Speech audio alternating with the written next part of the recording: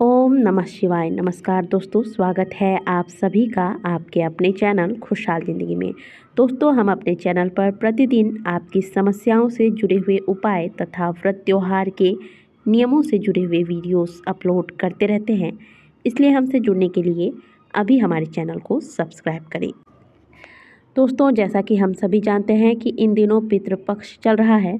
पितृपक्ष अर्थात जो पक्ष पितरों को समर्पित हो, जिसमें हर एक कर्म पितरों के निमित्त, उनकी आत्मा शांति के निमित्त किया जाता है। भाद्रपद मास के पूर्णिमा तिथि से लेकर अश्विन मास की अमावस्या तिथि तक चलने वाले इस पक्ष को श्राद्ध पक्ष के नाम से भी जाना जाता है। इस बीच में पड़ने वाले हर एक तिथि और हर एक दिन अपने आप में बहुत अधिक महत्वपूर्ण रखता है। चाहे वो पितृपक्ष का शनिवार हो, चाहे पितृपक्ष का रविवार हो, चाहे पितृपक्ष का सोमवार हो, या फिर पितृपक्ष की सप्तमी, अष्टमी, नवमी, दसवीं, एकादशी इत्यादि तिथियां ही क्यों न हो, हर एक तिथि, हर एक दिन अपने आप में बहुत महत्वपूर्ण है और बहुत ही सुनहरा मौका होता है परिजनों के पास अपने पितरों को प्रसन्न करने का, क्योंकि पितरों के आशीर्वाद से ही परिजनों के परिवार में सुख, समृद्धि इत्यादि आते हैं। इसलिए जो लोग इन बातों को जानते हैं, समझते हैं, वे इन दिनों पितरों के निमित्त श्राद्ध, तर्पण, पिंडदान, ब्राह्मण भोज इत्यादि कर्म करते हैं। पितरों के निमित्त परिजनों द्वारा श्रद्धा पूर्वक किए गए इन कर्मों से पितृ तृप्त होते हैं तथा उनकी आत्मा को शांति मिलती है। इससे उनका परिवार भरा पूरा रहता है।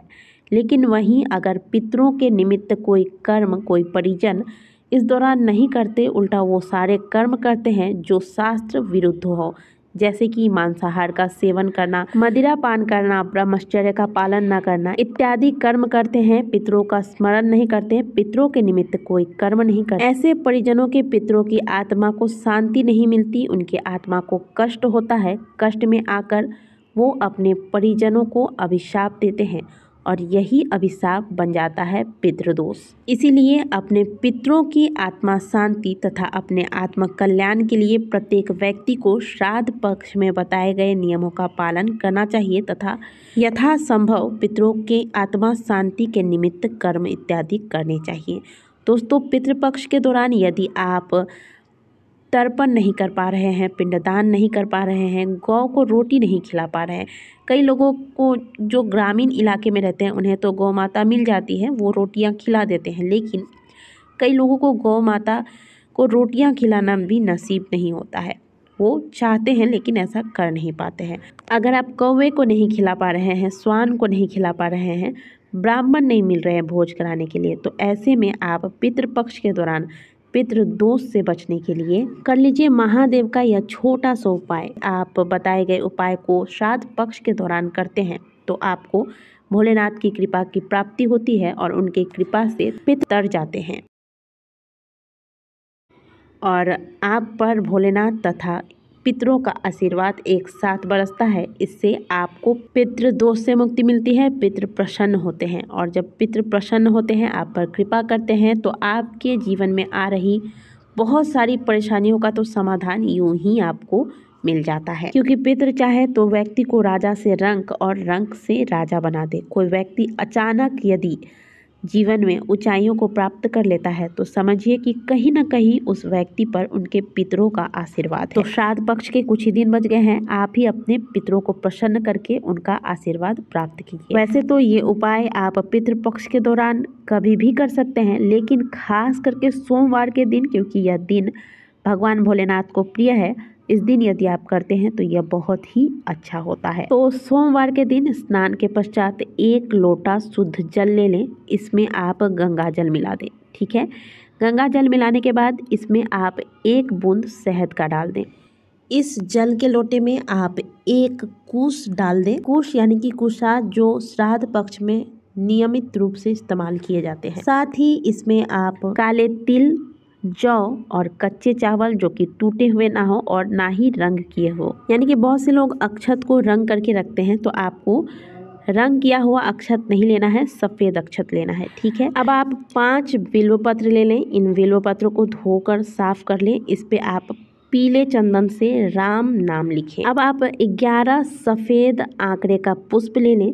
यदि आपको 11 नहीं मिलते हैं तो आपको जितने मिलते हैं आप उतना ही रख लें। एक घी का दीपक ले लें। सबसे पहले तो आप स्नान करने के बाद सूर्य नारायण का ध्यान कीजिए, इन्हें जल अर्पित कीजिए। इसके बाद आप थोड़ा सा जल लोटे में लेकर इसमें काला तिल डालिए, दक्षिण मुखी होकर पितरों का ध्यान करके यह जल पितरों को अर्पित कीजिए। अगर आप पीपल वृक्ष में ये जल अर्पित करते हैं तो बहुत अच्छा, अगर नहीं कर पाते हैं तो जहां आप सूर्य देव को अर्घ्य देते हैं उस स्थान पर दक्षिण मुखी होकर खड़े हो जाइए और यह जल अर्पित कीजिए। अब आप बताई गई सामग्रियों को लेकर भगवान शिव के मंदिर जाएं। मंदिर जाने के पश्चात सबसे पहले आप महादेव को प्रणाम करें, फिर अपने पितरों का ध्यान करें, उन्हें प्रणाम करें। इसके बाद जो जल आप लेकर आए हैं इस जल को आप महादेव के शिवलिंग पर अर्पित कर दें। यानी कि जो लोटे में आप सारी सामग्रियां मिलाकर जल लेकर आए हैं वो जल आपको शिवलिंग पर अर्पित कर देना है। जल चढ़ाते वक्त आपको श्री शिवाय नमस्तुभ्यम, श्री शिवाय नमस्तुभ्यम, श्री शिवाय नमस्तुभ्यम इस प्रकार से मंत्र जाप करते जाना है और मन में केवल और केवल एक ही भावना हो कि मेरे पितृ मुझसे तृप्त हो। मैं यह पूजा अपने पितरों के निमित्त कर रहा हूँ ताकि उनकी आत्मा को शांति मिले। आप ऐसी प्रार्थना महादेव से करते रहें, मन ही मन ये जाप करते रहें और यह जल महादेव के शिवलिंग पर अर्पित करते रहें। इसके बाद जो आप बिल्व पत्र लेकर गए हैं, 5 बिल्व पत्र आपने राम नाम लिखकर लाया होगा, उस बिल्व पत्र को एक एक करके महादेव के शिवलिंग पर अर्पित करेंगे। अर्पित करते वक्त भी आप मंत्र का जाप करते रहें और मन में एक ही भावना कि इस पूजा से मेरे पितृ तृप्त हो, मेरे पितरों की आत्मा को शांति मिले। एक एक बिल्वपत्र आपको शिवलिंग पर चढ़ाते जाना है।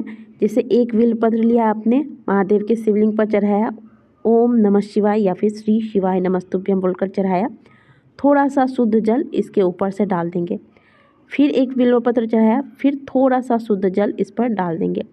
फिर एक बिल्वपत्र चढ़ाया, फिर थोड़ा सा शुद्ध जल इस पर डाल देंगे। इस प्रकार से 5 बिल्वपत्र आपको चढ़ाने हैं।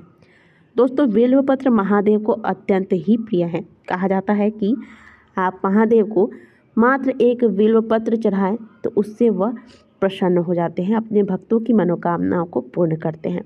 तो जब आप महादेव के बिल्वपत्र पर महादेव के आराध्य श्री राम का नाम लिखकर उनके मंत्रों के साथ उनके ऊपर यह बिल्वपत्र चढ़ाते हैं तो समझिए कि यह कितना चमत्कारी होता है। अब आप जो घी का दीपक ले गए हैं इस दीपक को महादेव के सामने जला कर रखते हैं। इसके पश्चात आप महादेव के शिवलिंग के समक्ष बैठें और उनके किसी भी मंत्र का जिसमें आपको सबसे ज़्यादा विश्वास है उस मंत्र का या फिर शिव पंचाक्षरी स्तोत्र जो कि इस प्रकार से है, नागेंद्र हाराय त्रिलोचनाय भस्मांगरागाय महेश्वराय नित्याय शुद्धाय दिगंबराय तस्मै नकाराय नमः शिवाय। बड़ा ही सुंदर, सरल और छोटा सा यह स्तोत्र है। इस स्तोत्र का जाप करें और नहीं तो जो आप मंत्र जाप करते हैं उस मंत्र का आप जाप करें। जाप करने के पश्चात जो पुष्प आपके ऊपर हाथ में है वह आप महादेव के शिवलिंग पर अर्पित कर अब आप भोलेनाथ से अपने पितरों की आत्मा शांति के लिए प्रार्थना करें तथा आपको पितृ दोष से मुक्ति मिले,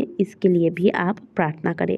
इस प्रकार से महादेव से प्रार्थना करने के पश्चात आप पुनः वापस घर को आ शाम के वक्त अपने घर के दक्षिणी दीवार की ओर या फिर घर के बाहर मुख्य द्वार पर एक दीपक दक्षिण की ओर मुँह करके लगा दें। पितरों का ध्यान करके यह दीपक आपको लगाना है। दोस्तों, इस प्रकार से यदि आप श्राद्ध पक्ष के दौरान जितने भी दिन श्राद्ध कर्म इत्यादि किए जाते हैं, लगातार आप महादेव के मंदिर में जाकर इस विधि से पूजा करके घर के मुख्य द्वार पर एक दीपक लगाते हैं पितरों का ध्यान करके दक्षिण मुखी होकर, तो निश्चित तौर पर आप चाहे और कोई कर्म करें ना करें, आपको जीवन में फिर कभी पितृदोष नहीं सताएगा। प्रतिदिन नहीं कर सकते तो पितृपक्ष के सोमवार को तो इस विधि से आप महादेव की पूजा अर्चना अपने पितरों के निमित्त अवश्य करें। निश्चित तौर से आपको पितरों की कृपा प्राप्त होगी। दोस्तों, वीडियो अच्छी लगी है तो वीडियो को लाइक जरूर कीजिएगा। कमेंट बॉक्स में हर हर महादेव अवश्य लिखिएगा। मिलते हैं आपसे अगले वीडियो में, तब तक के लिए ओम नमः शिवाय, हर हर महादेव।